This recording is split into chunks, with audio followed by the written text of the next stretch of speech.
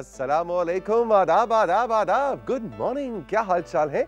Fit है, energetic है? अरे क्या बात है आपकी। आज आपको लेके जाना है, वैसे तो हम रोज ही आपको लेके जाते हैं आपके बचपन में इस शो में, लेकिन आज एक खास अंदाज में आपको हमने बचपन में लेके जाना है कि जब हम मट्टी से खेला करते थे और रेत में घर बनाया करते थे। और मेरा ख्याल है ये खेल ऐसा है जो शायद हर बच्चे ने अपने बचपन में, मैंने, आपने, हर उम्र के बच्चे ने मट्टी से एक ना सही तो दूसरे अंदाज में जरूर खेला होगा।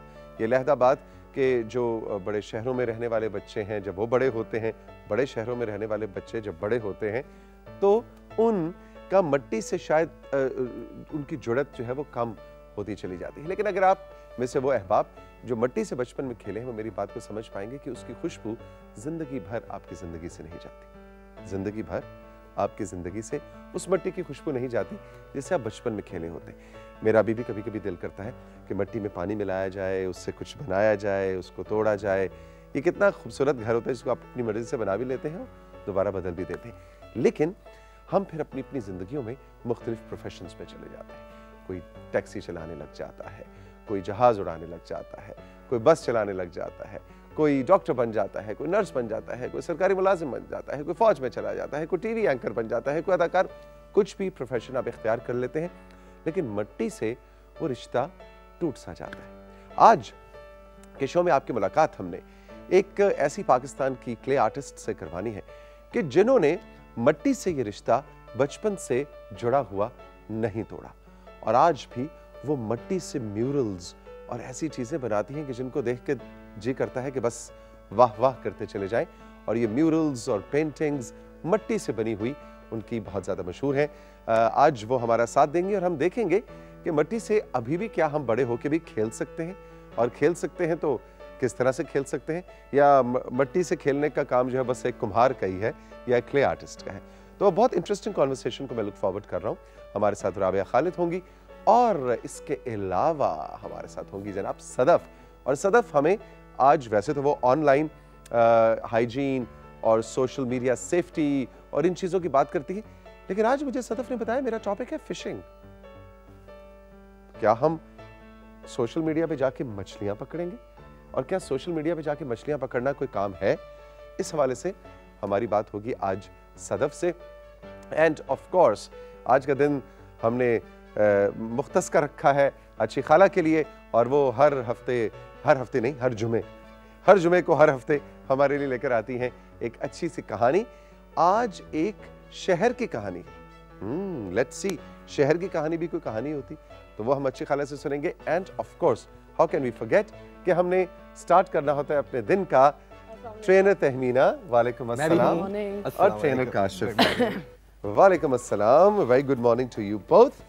जी जनाब, आज क्या है आपके पास हमारे लिए? आज हमारे पास डंबल्स हैं। पेट के पट्ठों को मजबूत करेंगे।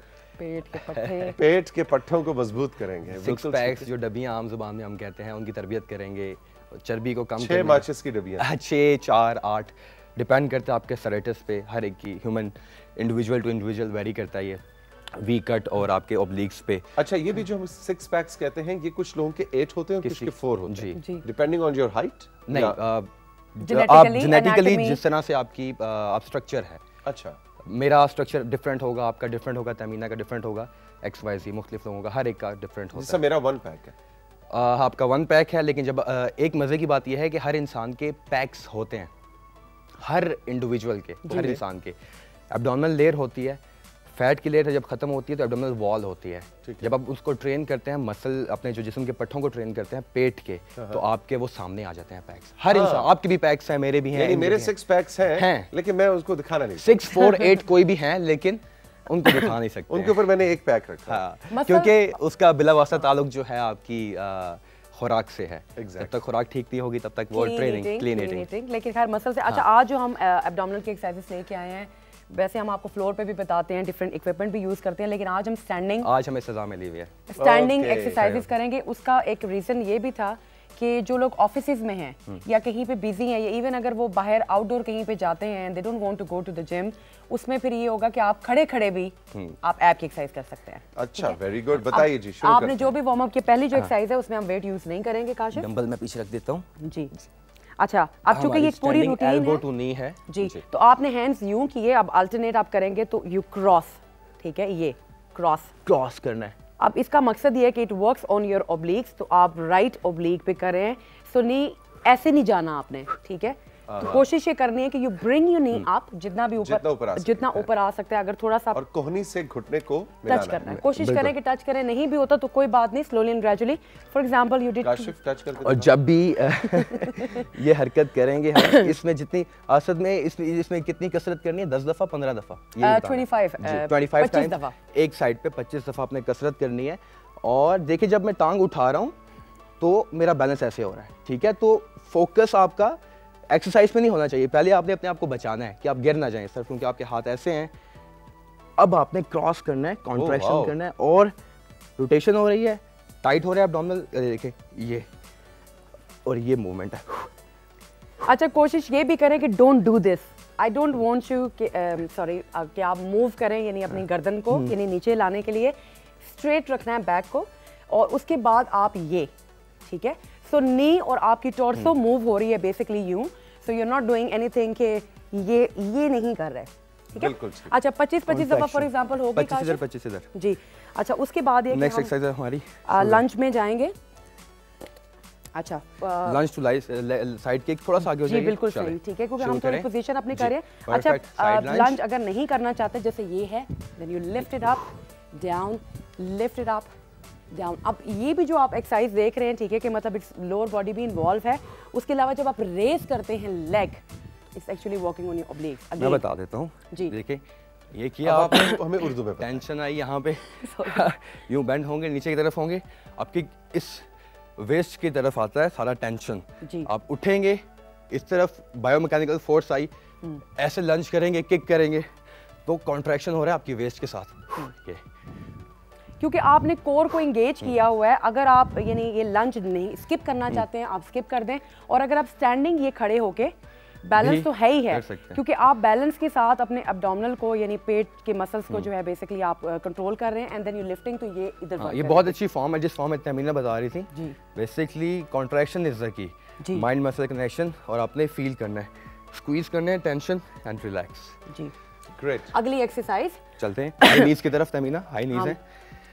अच्छा, हाई नीज हाथ जैसे काशिफ अक्सर रखते हैं, ठीक है, मुझे वैसे इतना ज़्यादा कंफर्टेबल लगता है। अच्छा, हाई नीज का भी मैं आपको एक चीज़ बता दूं कि जैसे मुझे देख रहे होंगे कि मेरे नीज नीचे हैं और काशिफ ज़्यादा इंटेंस कर रहे हैं। अब इस एक्सरसाइज में लोग ये सोचते हैं कि कार्डियो वर्कआउट, लेकिन होता क्या है कि जब आप नीज लिफ्ट करते हैं बेसिकली, तो you use your lower abdominal, ये जो निचला आपका पेट का हिस्सा है, हाँ, और ऊपर वाला हिस्सा जो है वो सीधा है, टाइट है जी। और जब इस पे आप देखें काशिफ की बैक जो बिल्कुल सीधी है, तो ऐसे नहीं कि झुक के आप सिर्फ क्योंकि आपने हाथ अपने घुटनों तक पहुंचाने, बैक बिल्कुल अप स्ट्रेट।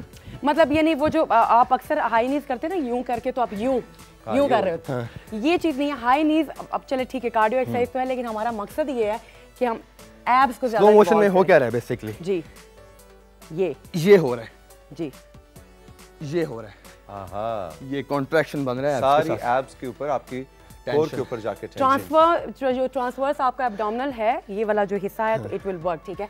अगली exercise number 4 with dumbbell side rotations.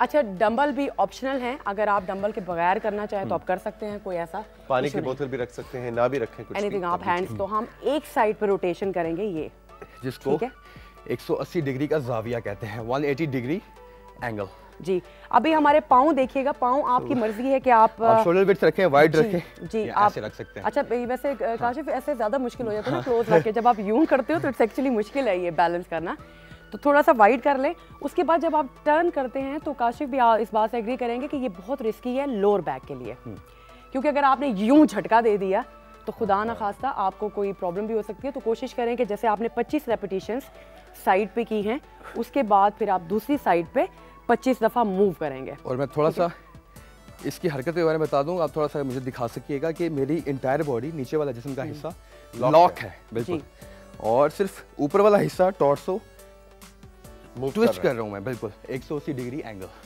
जाविया, and आप अल्टरनेट भी कर सकते हैं और एक साइड पे करके अच्छा काशिफ, ये मेरी फेवरेट है और आज बदला लेने का टाइम है।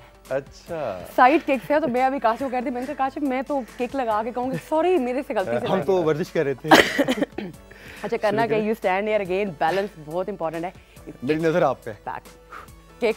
अच्छा ये बेसिकली बॉक्सिंग की एक्सरसाइज है, जैसे हम मार्शल आर्ट्स में या बॉक्सिंग में करते हैं, तो वो आपको एक साइड किक सिखाई जाती है, फ्रंट किक होती है, बैक किक होती है। साथियों देखने में बहुत आसान है, लेकिन हो क्या रहा है जब बैलेंस ये मैंने किया तो गिरने का खतरा है और आपकी सारी बायोमैकेनिकल फोर्स एब्डोमिनल की इस तरफ आ गई, एब्डोमिनल के ओब्लिक्स, इंटरनल, एक्सटर्नल और वेस्ट एरिया पे स्विच हुआ और किक किया, फिर वापस आए तो बायोमैकेनिकल फोर्स यहाँ आ गई। Kashif let's just do 10-10 on each side कि हम एक बैलेंस में जाएं। सो यू डू, जैसे आप बैलेंस में जाएंगे। 3 4 गुड 5 6 7 8। यहाँ पे नजर है तहमीना, मेरी भी नजर स्क्रीन पे आप पे। पूरी कोशिश की गई है, इस तरह से साजिश है अच्छा आप दोनों की। ओहो तहमीना, हमारी साजिश जो है वो आया होगी। देखिए कभी कभी जो है ना, मतलब थोड़ा सा दिल करता है, ठीक है ना, मतलब कोई ऐसा पंगा शका करने का, but it's a fun element. आखिरी है हमारी एक वर्जिश की सब ओब्लिक्स। ओब्लिक क्रंचेस हैं ये बेसिकली, इनको कहते हैं कि जैसे आप नीचे लेट के क्रंचेस करते हैं ये, ठीक है। इसमें आप डंबल्स भी यूज कर सकते हैं, मैं बगैर डंबल के काशिफ बता देती हूँ। जैसे आप यूं खड़े हुए हैं, अभी जैसे नी हम लेके जा रहे थे साइड पे, ठीक है, इसमें ये होता है कि आपने हैंड्स यहाँ पे रखे, आप चाहे तो यूं करके क्रॉस कर लें। आपने बेसिकली ये अब ये जो पोजीशन है जी, काशिफ भी बताएंगे जी, काशिफ कर्ल करके साइड से आप बता दें ताकि हमारे नाज़रीन जो हैं आसानी से देख सकें और बाखूबी देख सकें। गुड, ये चीज। अच्छा बिल्कुल दरमियान में ला रहे हैं और आप देखिए काशिफ ने वेट होल्ड किया। अगर आप जिम में हैं तो आप प्लेट, एक होती है हमारे पास वेटेड प्लेट्स होती हैं, आप प्लेट्स पकड़ लें जैसे भी आपको ठीक है, बस अपना देखिएगा कि फेस पे खुदा ना खासा लग ना चाहे, या अगर आपने नी ऊपर किया, जैसे अब काशिफ का पेट का कोई ऐसा प्रॉब्लम नहीं है, वो आराम से नी जितना ऊपर चाहें ला सकते हैं। यानी अगर आपका ज़्यादा पेट नहीं है तो आप यू कैन हिट योरसेल्फ। तो वो चीज़ आपने ध्यान रखना है कि ठीक है, आप अगर आप ऑलरेडी सिर्फ फिटनेस के लिए कर रहे हैं तो सिर्फ एंगल आपने देखना है कि स्लोली एंड ग्रेजुअली जितना स्लो आप जाएंगे तो नी भी आप लिफ्ट कर रहे हैं और फिर अपर बॉडी भी लिफ्ट कर रहे हैं। और आपने देखा होगा कि हमारी बहुत सारी वर्जिश की हरकत है उसमें हमने full range of motion use नहीं किया है। ये एक मिथ है जिसको मैं ब्रेक करने जा रहा हूँ। एब्स में फुल रेंज ऑफ मोशन बहुत सारी एक्सरसाइजेज में नहीं यूज़ होती है, स्मॉल रेंज ऑफ मोशन। सिर्फ आपको कॉन्ट्रैक्शन चाहिए एंड स्क्वीज। और 3 सेट्स इन एक्सरसाइजेज के काशिफ 3 सेट्स करेंगे आप, और ये आप किसी भी अपने कार्डियो या स्ट्रेंथ के वर्कआउट जब आप यानी कर लें, एंड में चूंकि आप एब्स का वर्कआउट करते हैं तो आप एंड में 3 से 5 दफ़ा 25-25 हर, और अगर आप चाहें तो हर वर्जिश की हरकत के बाद 30 सेकंड का रेस्ट ले सकते हैं, वरना नहीं चाहते हैं तो इंटेंस बनाइए, नॉन स्टॉप एक्सरसाइजेस कीजिए। Trainer Tahmina, trainer Kashif, thank you very much. बहुत ही डिफरेंट सी आज एक्सरसाइजेस मूवमेंट एक्सरसाइजेस थी और मूवमेंट्स थी, हरकत थी। उसकी आपने कसरत के साथ उसकी जो कसरतें हैं वो मुख्तलिफ हैं, किसी की 25 हैं, किसी की 10 हैं, किसी की 15 हैं। रेपिटेशंस जिनको कहते हैं, उर्दू की क्लास भी साथ साथ काशिफ की चल रही होती है। Thank you very much, have a great weekend ahead. हम चल के लेंगे जनाब एक छोटा सा मशहूरिया ब्रेक, और ब्रेक के बाद जब वापस आएंगे तो अच्छी खाला हमारे साथ मौजूद है। कहानी के लिए तैयार हो जाए सब बच्चे बड़े।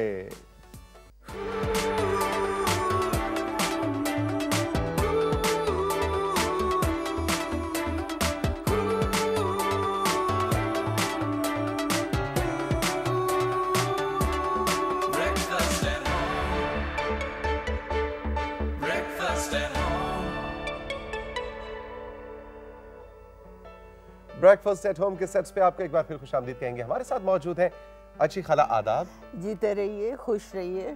आप का जो सेगमेंट है उसको सुनने के लिए देखें बच्चे बड़े सब इकट्ठे हो गए हैं, वो स्क्रीन के उस पार भी और स्क्रीन के इस पार भी।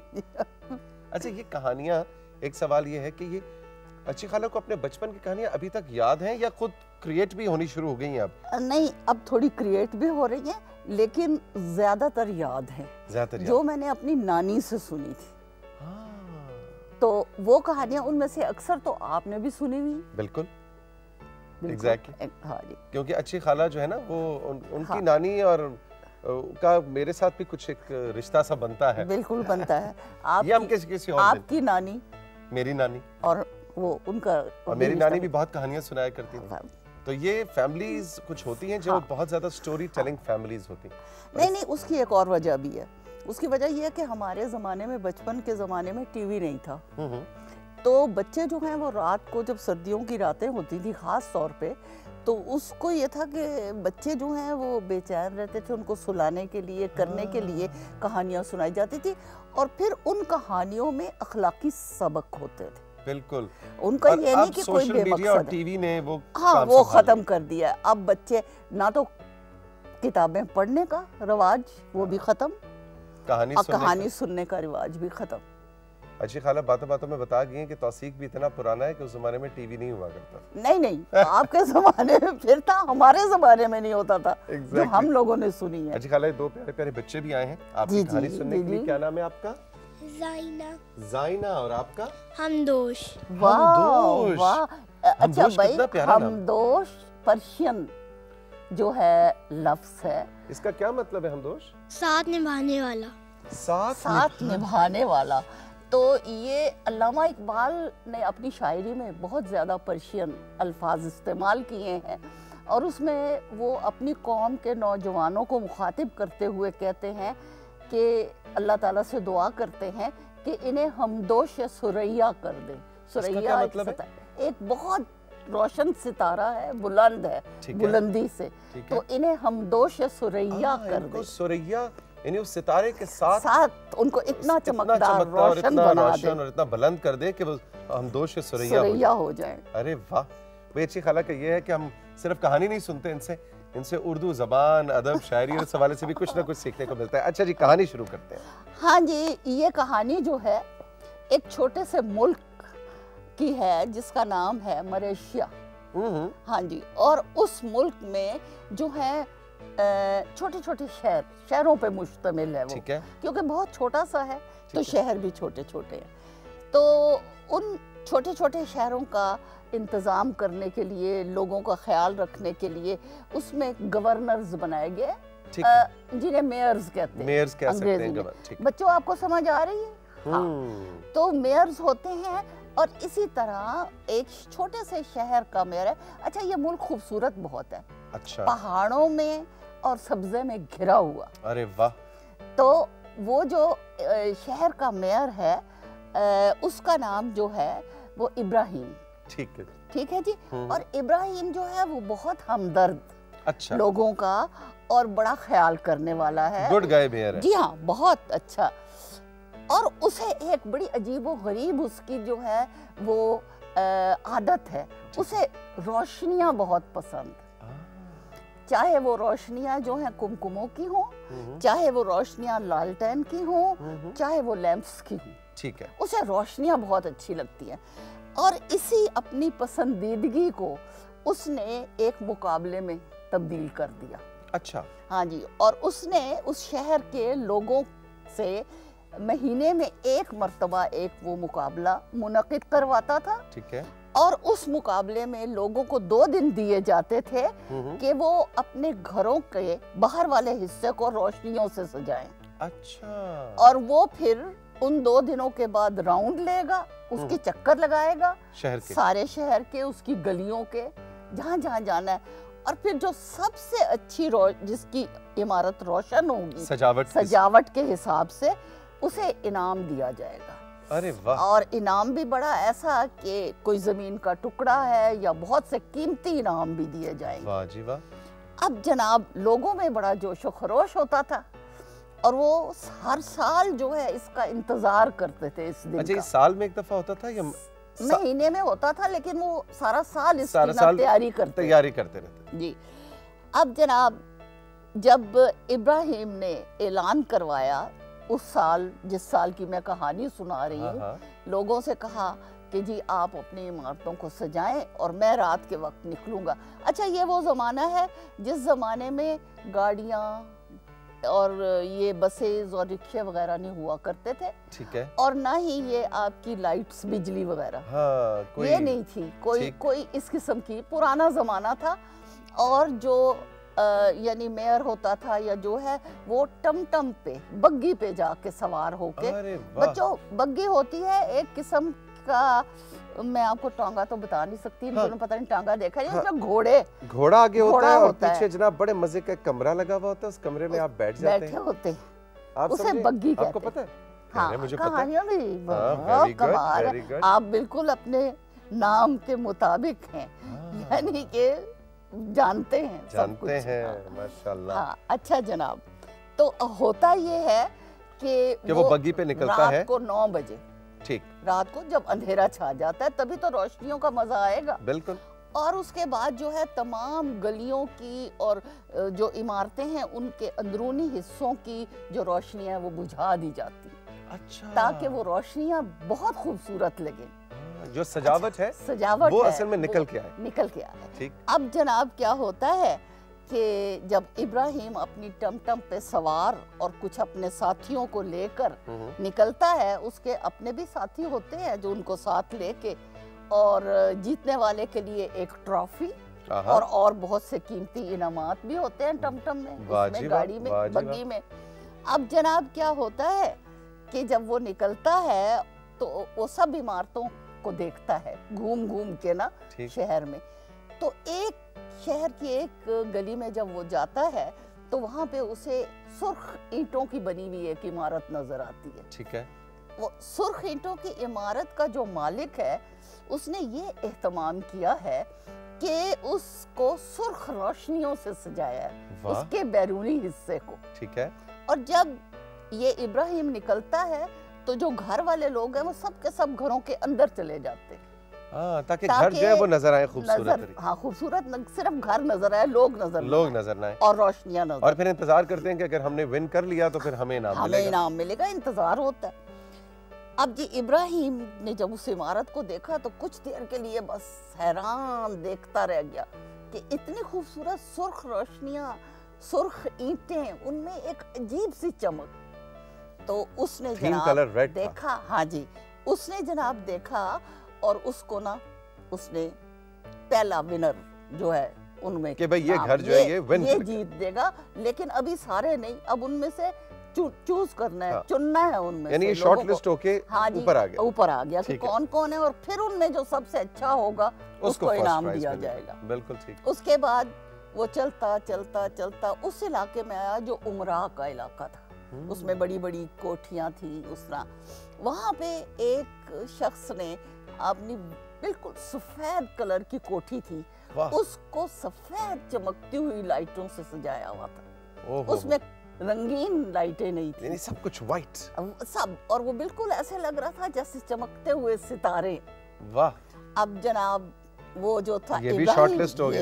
ये भी उसने कहा ये भी इनाम के काबिल है, इसको भी लिस्ट में शामिल किया जाए। बिल्कुल ठीक है। इसी तरह चलते फिरते मुख्तलिफ करते वो गरीबों के इलाके में आ गया। वहाँ हर जगह में गरीब लोग भी होते हैं। बिल्कुल ठीक। छोटे छोटे घर, तंग तंग गलियां, रोशनियां भी, जो स्ट्रीट लाइट्स हैं वो भी कम हैं। बच्चों, आपको ये समझ आ रही है मेरी कहानी और अच्छी लग रही है? अच्छा, अच्छी लग रही है, अच्छी बात है। वो परियां नहीं है ना, परियां नहीं है ना। नहीं, हम इंटरेस्टेड हैं जानने में कि इनाम किसको मिलता है, भाई रेड वाले घर को मिलता है या व्हाइट वाले को।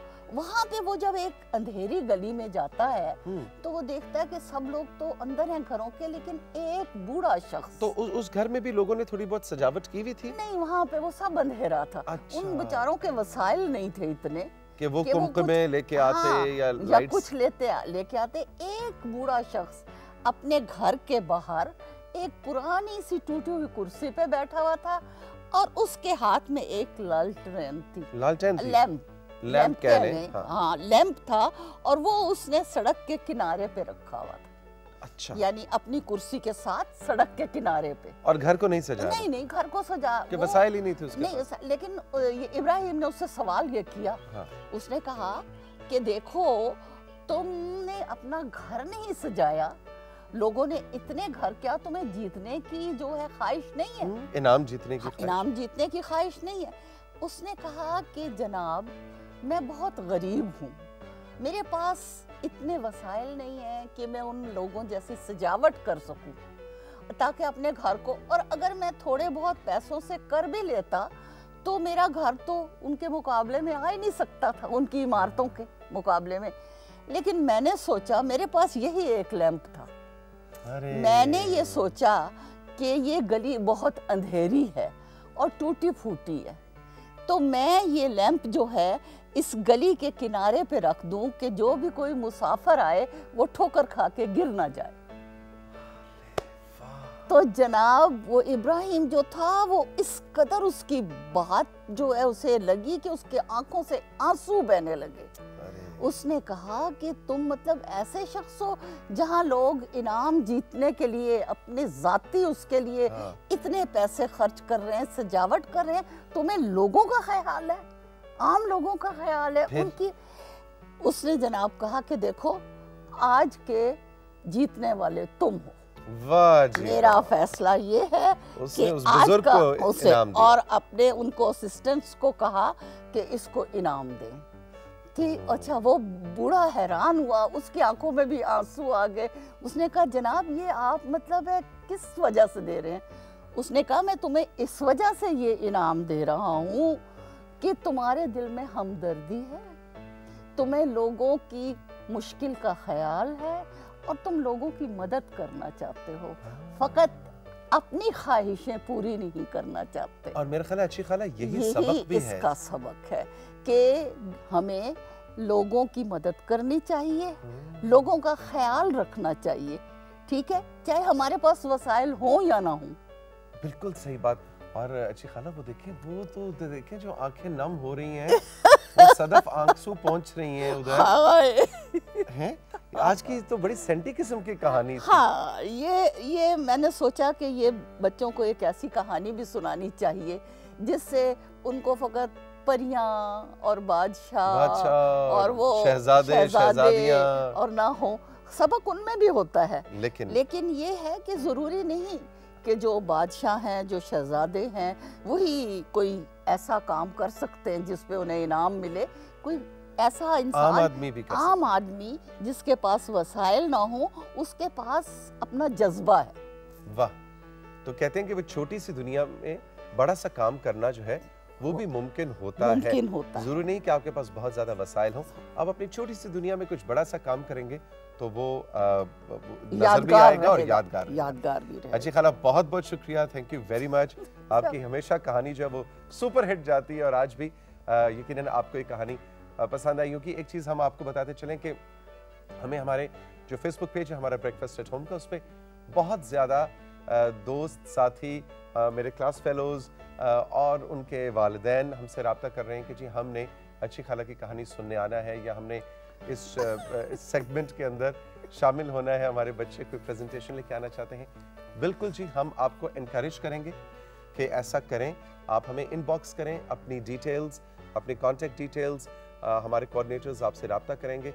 और जाहिर है अगर आप रावलपिंडी, हमारा शो इस्लामाबाद से होता है, रावलपिंडी इस्लामाबाद उसके गिरदोनवा में आप रहते हैं तो आपके लिए आना आसान है। अगर आपके बच्चे इतनी जल्दी उठ सकें तो। अच्छा खाला, वैसे सर्दी कैसी जा रही है इस्लामाबाद? तौबा तौबा तौबा तौबा, सर्दी बहुत ज्यादा है। मैंने पहली सर्दियां इस्लामाबाद में गुजारी हैं और ना मैं बहुत बड़ा शौक था आपको। मैं लाहौर छोड़ के अब इस्लामाबाद शिफ्ट होना चाहती हूँ। बिल्कुल। एक मर्तबा हमने इस्लामाबाद में घर बनाने के लिए प्लॉट भी एक लिया था जो बाद में फिर नहीं हो सका। तो अब आपको पता लगा इस्लामाबाद में रहना कितना मुश्किल है। चलें जनाब, हम चल के लेते हैं एक छोटा सा मशहूरियां ब्रेक। ब्रेक के बाद वापस आएंगे तो सदफ हमें कुछ फिशिंग के बारे में बताने वाली है। रही मेरे साथ।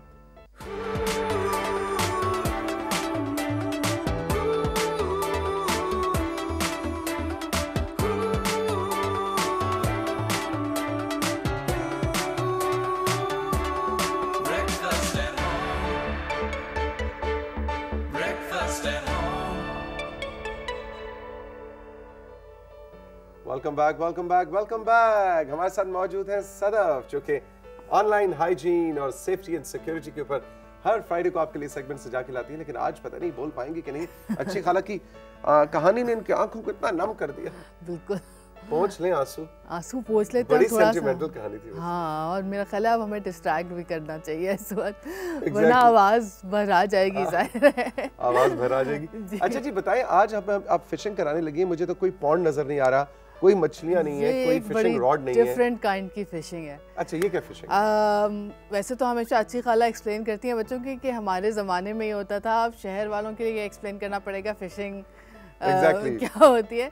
जब मछली पकड़ने की रॉड होती है उसके आगे एक छोटा सा कीड़ा लगाया जाता है या कोई खाने की ऐसी अट्रैक्शन, ताकि जब डाला जाए तो मछली कांटे को तो नहीं पकड़ेगी ज़ाहिर है, लेकिन वो खाने की चीज़ पकड़ने आती है और उस कांटे में फंस जाती है।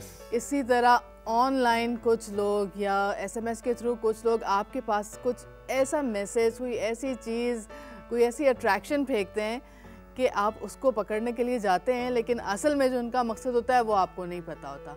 तो यानी ऑनलाइन फिशिंग की जब हम बात करते हैं तो हम उन लोगों की बात करते हैं जो प्रिटेंड करते हैं कि वो कुछ हैं, लेकिन असल में वो नहीं होते, वो कुछ और होते हैं और वो उस प्रिटेंस के जरिए आपसे कुछ निकलवाना यानी वो ट्रैप होता है, वो एक ट्रैप होता है। आई एम श्योर आपको भी वो सबा के और आयशा के मैसेज आए होंगे जो हॉस्पिटल में, हाँ, हॉस्पिटल में होती है, 50 रुपए का बैलेंस, उनको 50 रुपए का बैलेंस ही होता है, उनके पास स्ट्रेंजर्स को मैसेज करने का क्रेडिट होता है, लेकिन उनकी कॉन्टैक्ट लिस्ट में जो लोग हैं उन्हें समहाउ वो कॉन्टैक्ट नहीं कर पा रही होती। इसी तरह जो लोग बेनज़ीर इनकम सपोर्ट प्रोग्राम से वाकिफ़ हैं वो जानते हैं कि वो जो बुज़ुर्ग साहब थे उन जैसे गरीब लोगों के लिए इंट्रोड्यूस कराया गया था बेनज़ीर इनकम सपोर्ट प्रोग्राम, लेकिन हम आप जैसे लोगों को भी ऐसे मैसेजेस आ जाते हैं और तो वो एक ट्रैप होता है, वो एक ट्रैप होता है। तो इसी तरह जब आपको कोई ऐसा मैसेज भेजे जिसके पीछे उसका मकसद या तो आपसे पैसे निकलवाना हो या आपकी, पिछली बार हमने इंफॉर्मेशन की बात की थी, डेटा जो कलेक्शन की बात की थी, आपके डेटा की कलेक्शन हो, तो उसको फिशिंग कहा जाता है। अच्छा, तो ऐसे मैसेजेस का जवाब देना चाहिए, नहीं का जवाब बिल्कुल नहीं देना चाहिए। ज़ाहिर है अगर आप एक ज़िम्मेदार शहरी की हैसियत से अपनी फ़र्ज़ निभाना चाहते हैं तो उन्हें हमेशा FIA को भी मुत्तला करना चाहिए। तो सबा बेचारी जो है उसको 50 रुपए ना भेजें प्लीज़, सबा बेचारी को 50 रुपए ना भेजें। एक तो वो सबा नहीं होंगे, वहाँ सिप्तैन बैठे होंगे, आई एम श्योर। अगर सबा हों भी तो अगर वो आपको मैसेज कर सकती हैं, वो किसी ऐसे को भी मैसेज कर सकती हैं जिन्हें वो जानती हों। Exactly. दूसरी बात ये कि ये जो फिशिंग स्कैम्स हैं ये सिर्फ SMS पे नहीं होते, ये जब आपके इनबॉक्स में आते हैं तो ये कभी कुछ तो बड़े ऑब्वियस है ना, वो जो नाइजीरिया में लोग बहुत अमीर कबीर एक हजरत का इंतकाल हो गया और वो विल में आपके लिए $10 मिलियन छोड़ गए और आपने सिर्फ 2000 रुपये जमा करा के बैंक में उस तक रसाई हासिल करनी है। आई एम सॉरी, मतलब ये ऐसी चीज़ों के सच होने के लिए हमें वो अच्छी खाला की देवमालाई दास्तानों में और वो जादुई जगह जाना पड़ेगा, असली ज़िंदगी में ऐसा नहीं होता। तो जो ये ऑब्वियस चीज़ें हैं उनका तो आप नहीं जवाब देते, लेकिन कभी कभी ये बड़ी स्मार्ट मैसेजेस आते हैं। फॉर एग्ज़ाम्पल, आपको अगर ईमेल आ जाती है आपका जीमेल हैक हो गया और आप दोबारा अपना पासवर्ड डाल के पासवर्ड चेंज कर लें, तो ज़रूर एक तो ये कि जीमेल आपको इस तरह से या जो भी जिस भी आपके मैसेज आपके जिस अकाउंट के बारे में आ रहा है कभी भी लिंक उस ईमेल से ना क्लिक करें। अच्छा, क्योंकि देखिए आपने अपना ईमेल बनाया है अकाउंट और ईमेल अकाउंट बनाते हुए आप अपना नाम रखते हैं, तब आप मुझे ईमेल करेंगे तो तौसीक हैदर लिखा है। अगर आप अपना नाम ही जीमेल लिख दें तो मेरे पास जो आपकी ईमेल आएगी वो जीमेल के नाम से आ जाएगी। तो और ये तो मैं बहुत सादा तरीका बता रही हूँ और भी सोफिस्टिकेटेड तरीके, मेरे लिए तो ये बहुत ही क्लेवर तरीका है। नहीं, ये बहुत सोफिस्टिकेटेड भी तरीके होते हैं। तो अगर आपको कोई ऐसा मैसेज आता है जिसमें आपकी सिक्योरिटी इंफॉर्मेशन यानी आपका पासवर्ड मांगा जा रहा है, इसको कभी आपने क्लिक नहीं करना।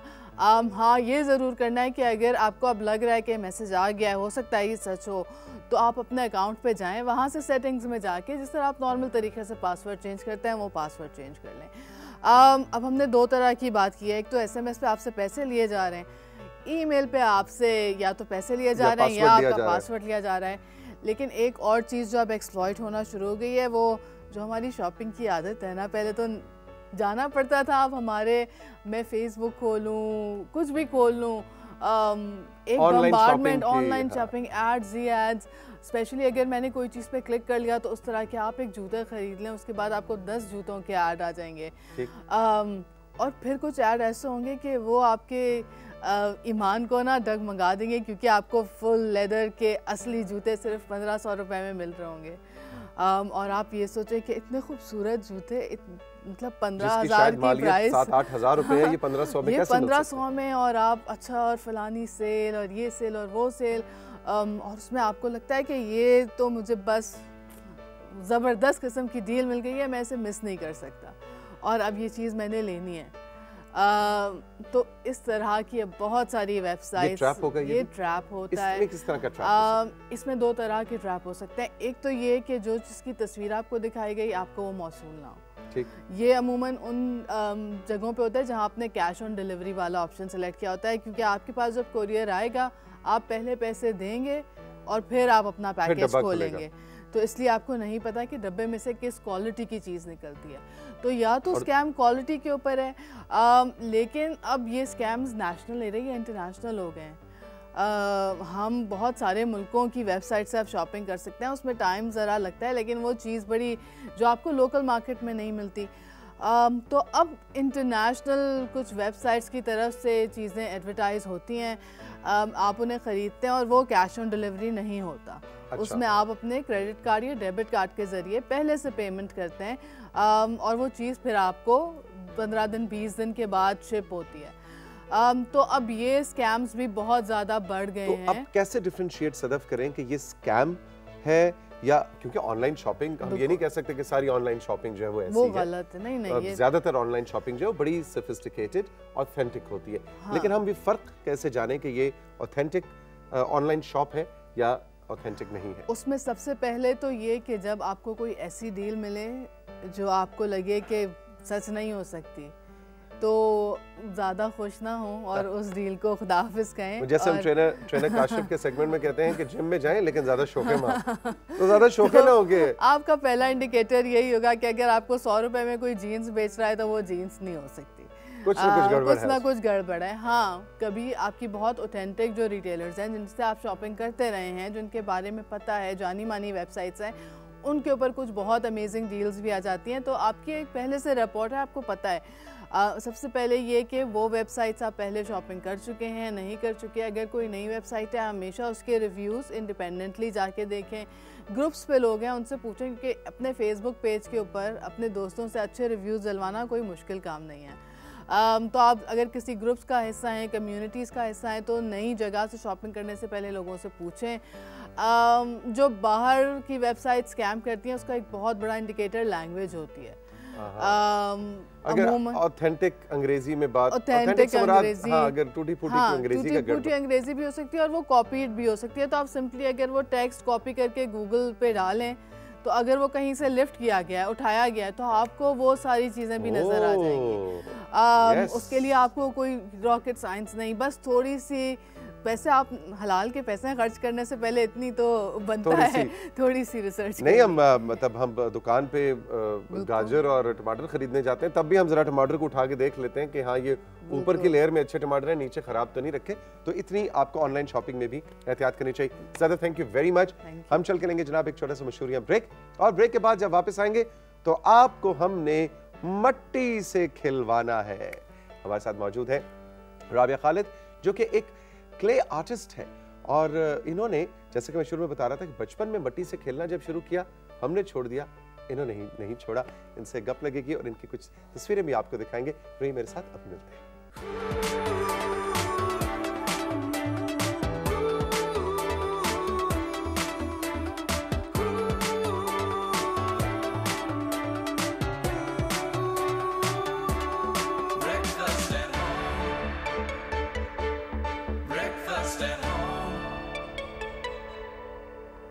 एक बार फिर हम आपको खुशामदीद कहेंगे ब्रेकफास्ट एट होम के सेट्स पे। आज हमने जनाब बचपन में जो हम मिट्टी से खेला करते थे और चीज़ें बनाया करते थे और खुद ही तोड़ दिया करते थे, फिर बना लिया करते थे, उसकी यादें ताज़ा करनी है। लेकिन आपको मिलवाना है एक ऐसी क्ले आर्टिस्ट से पाकिस्तान की, कि जिन्होंने अपने काम से नाम बनाया और उनके काम को, उनके इस फ़न को बहुत ज़्यादा सराहा जाता है। बहुत महंगा सा काम भी है इनका, इस हवाले से भी बात करेंगे। लेकिन ये अपने आप को एक क्ले आर्टिस्ट कहती है, और इनका जब मैं इनके बारे में रिसर्च कर रहा था तो मैंने देखा कि इनका जो स्टेटस है वो है क्ले इज़ माय टीचर, मट्टी मेरी उस्ताद है। I am so very honoured and pleased कि हमारे साथ राबिया खालिद मौजूद है। अस्सलाम वालेकुम। अस्सलाम वालेकुम, गुड मॉर्निंग, कैसी हैं आप? थैंक यू वेरी मच, मैं बिल्कुल ठीक हूँ अल्हम्दुलिल्लाह।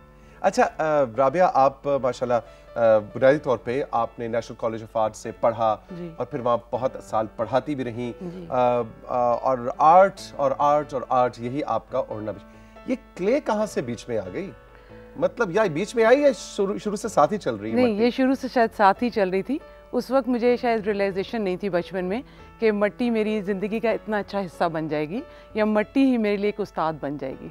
हाँ ठीक है, बचपन में हर कोई मट्टी से खेलता है और हर कोई मट्टी से एक अपनी चीज़ें बनाता है और उसके साथ एक रिलेशन बनाता है। मैंने भी किया था और बहुत किया था और शायद बहुत खाई भी थी, मगर लेटर स्टेज में जाके मैंने और डिफरेंट चीज़ें की, बट समहाउ द अदर मुझे ये महसूस हुआ कि मेरा मट्टी से एक रिलेशन बहुत अच्छा है।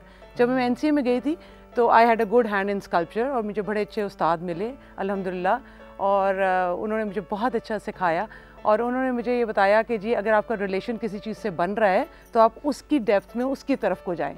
तो मुझे लगा कि मेरा मट्टी के साथ एक कनेक्शन बहुत खूबसूरत है, तो मैं फिर इस लाइन की तरफ चली गई। और अब आप एक क्ले आर्टिस्ट हैं, आप म्यूरल्स बनाती हैं, यानी एक आम पेंटिंग जिसको हम पेंट करते हैं, राबिया उसको मट्टी से बनाती है। एग्जैक्टली और यहाँ मैं आपसे एक बात भी कहना चाहूँगी कि when I walk into your studio I just felt like walking into a painting. It is so beautiful.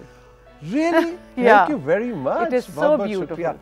भाई all the creative artists जो के involved थे, हमारे producers, big compliment। अब देखो उस्तादों के उस्ताद बता रहे हैं, तो वाकई हमारा सेट वाकई नहीं बहुत, बिकॉज मुझे एकदम ऐसे लगा जैसे मैं एक पेंटिंग के अंदर वॉक करके चली गई हूँ।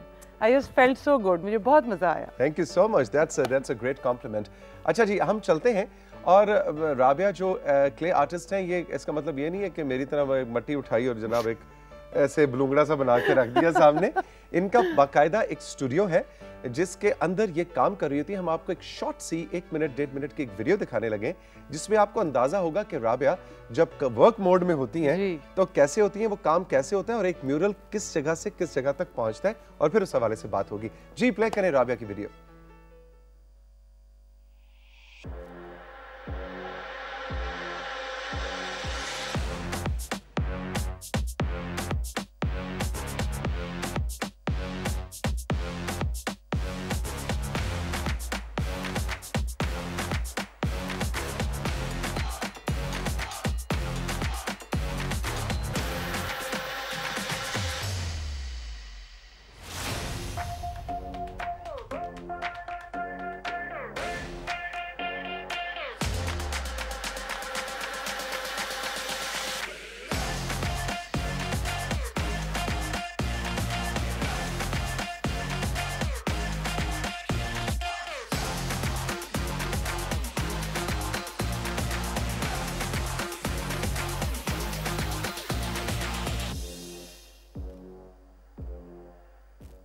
This is beautiful. Thank you so इसका much. साइज ये क्या किन साइजेस में बनती है? साइज तो इसका वेरी करता है because it is like it's exactly like a painting और डूइंग अ ड्राइंग। आप बिल्कुल छोटे से साइज से लेके एक ह्यूज साइज तक काम कर सकते हैं।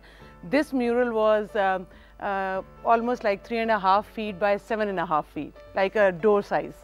तकरीबन एक दरवाजा, हाँ, 7.5 फुट से 3 फुट। और इस पूरे म्यूरल इस पे बन कोई मुझे ऐसे लग रहा था इमारत, कोई शहर है कोई? ये एक्चुअली इट वाज इसको कहते हैं सिटीस्केप।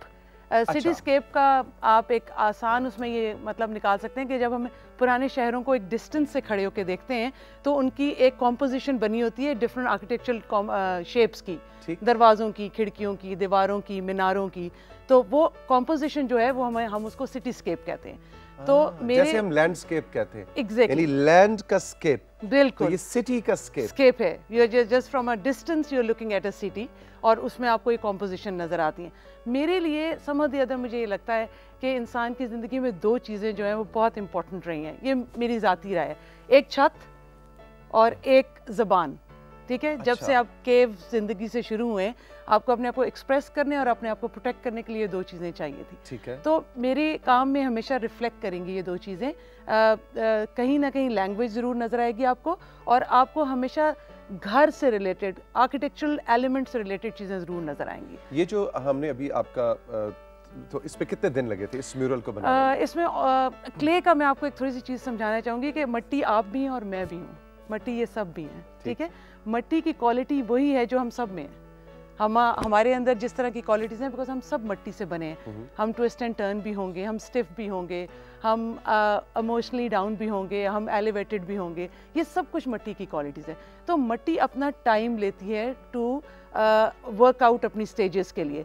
ठीक है, हम अपने विजडम से बीइंग अ ह्यूमन उसको थोड़ा सा सेटल तो कर सकते हैं कि जी मैंने इसको थोड़े 10 दिन की जगह 5 दिन में सुखाना है तो मैं इसको कैसे हीटिंग एलिमेंट्स देख के कर सकती हूँ, but still I have to work with मट्टी। मट्टी अपने हिसाब से चलेगी और मैं उसके हिसाब से बल्कि इसका मतलब मट्टी आपको चलाती है। एग्जैक्टली। लेकिन हमें क्विकली बताएं कितने दिन लगे थे इसके पूरे में? इसके पूरे के पूरे जब आपने स्टार्ट देखा था कि जैसे वो मैंने बेड ले किया था मट्टी का, वहां से लेके बिल्कुल जब म्यूरल सेटल हुआ था तो पूरा 1 महीना लगा था। 1 महीना एक चीज पे लगता है? जी, इट इज लाइक दैट। मेरा ख्याल है शायद इसलिए बहुत एक्सपेंसिव, वेरी एक्सपेंसिव, बिकॉज इस पे एवरी डे, और 1 महीना में आपको ये रूटीन बता रही हूँ कि every day 9 to 10 hours consecutive work, 9 से 10 घंटे। अच्छा, ये इसका मतलब है काफी लेबर इंटेंसिव काम है। बहुत लेबर इंटेंसिव से कि आपको बड़ा काम करना पड़ता है बाकायदा। आपके बाजू शाजू मजबूत होने चाहिए। बहुत, बिल्कुल बहुत मजबूत है मेरे बाजू। राबिया हमारे साथ मौजूद है। एक छोटा सा मशहूरियां ब्रेक लेंगे और ब्रेक से जब वापस आएंगे तो इसी हवाले से इसका फ्यूचर, और इस वक्त और आर्टिस्ट आ रहे हैं क्योंकि राबिया ने तो माशाल्लाह अपना नाम बना लिया है पाकिस्तान में भी, बल्कि पाकिस्तान से बाहर भी इनके काम को रेफरेंस के तौर पे इस्तेमाल किया जाता है। But I would like to know from her कि क्या फ्यूचर है, क्या फाइनेंशियली क्ले आर्टिस्ट आके इस मुल्क के अंदर अपना काम करके बेच सकते हैं और रोजी रोटी कमा सकते हैं। रही मेरे साथ, अभी मिलते हैं।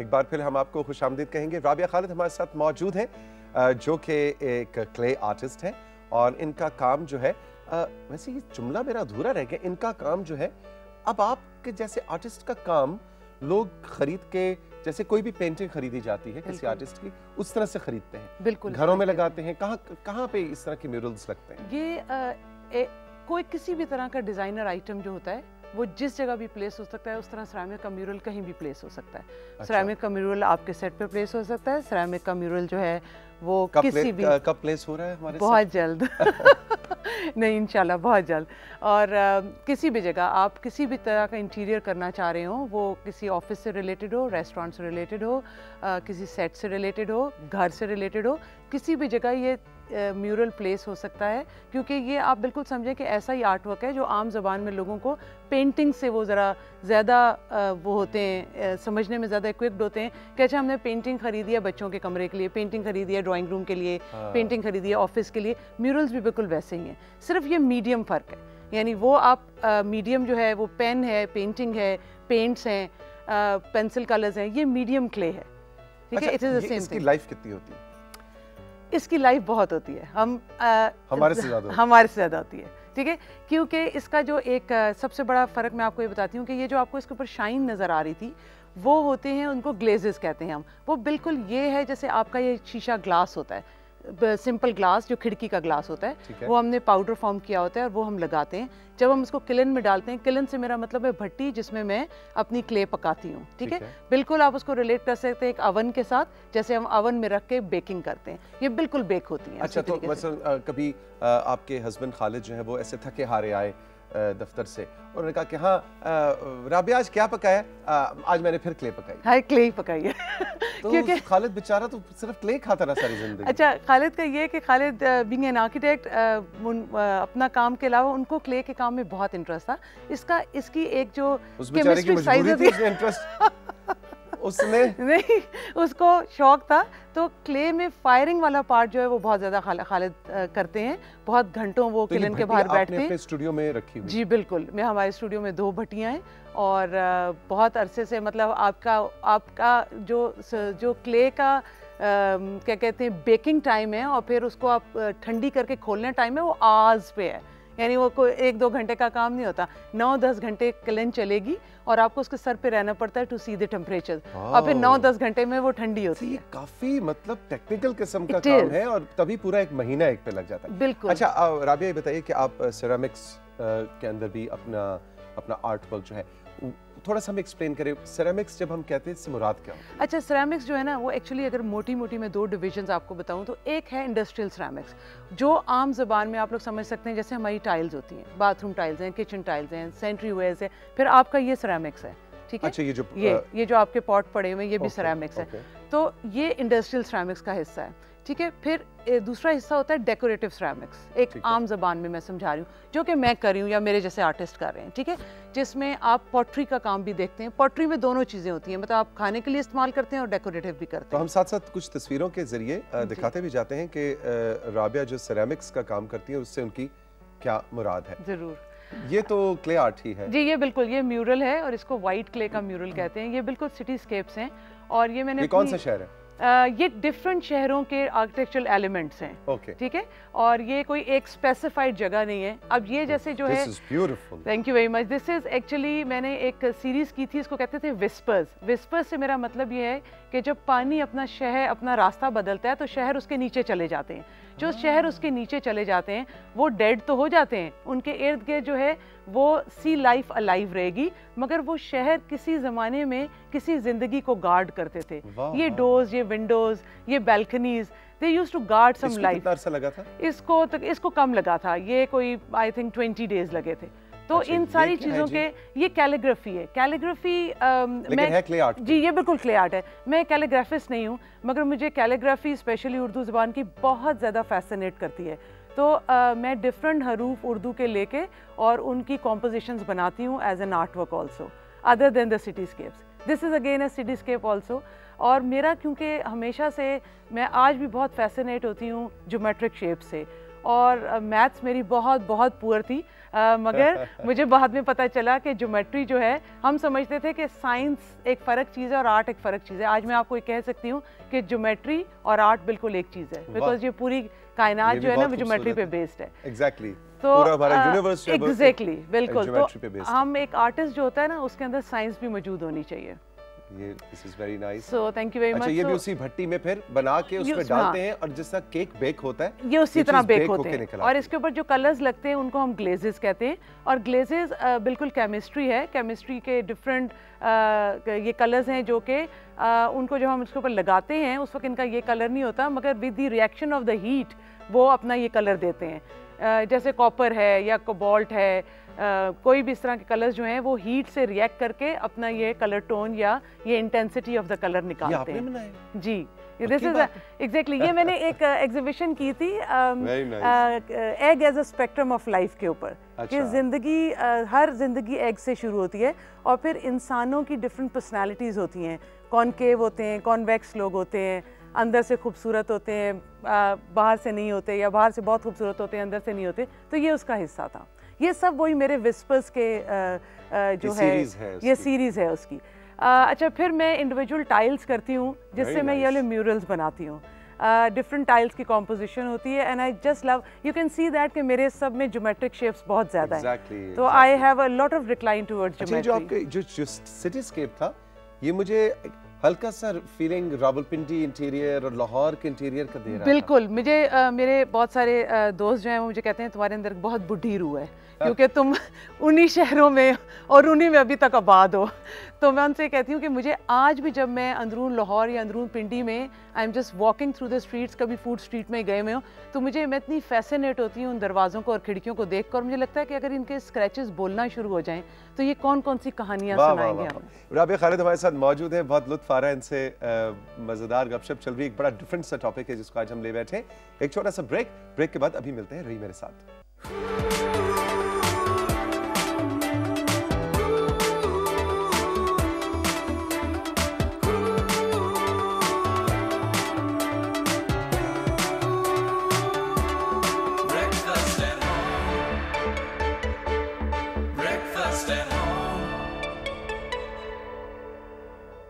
Welcome back. राबिया खालिद हमारे साथ मौजूद हैं जो कि एक क्ले आर्टिस्ट हैं, और उनकी मिट्टी के बने हुए म्यूरल्स की आज हमने कहानी आप तक पहुंचाई।